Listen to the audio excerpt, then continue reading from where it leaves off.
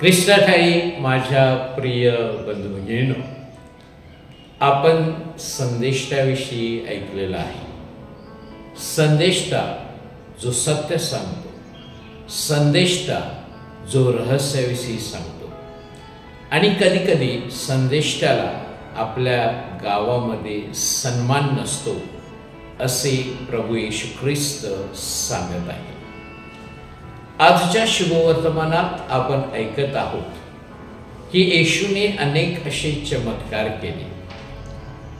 येशूने काना गावी पाण्याचा द्राक्षरस केला. आणि जेव्हा येशू गालिल या शहरात आला तेव्हा लोकांनी येशूविषयी आणि त्याच्या चमत्काराविषयी ऐकलेलं होतं. आणि गालिलातील काफरनाम ह्या ठिकाणी एक अधिकारी होता ज्याचा मुलगा आजारी होता. तो येशूला येतो आणि विनंती करतो की येशू, माझ्या मुलाला बरे कर. येशू त्याचा विश्वास बघतो आणि त्याला सांगतो की घरी जा, तुझा मुलगा बरा होईल. ही गोष्ट येशू त्याला दुरून सांगत होता.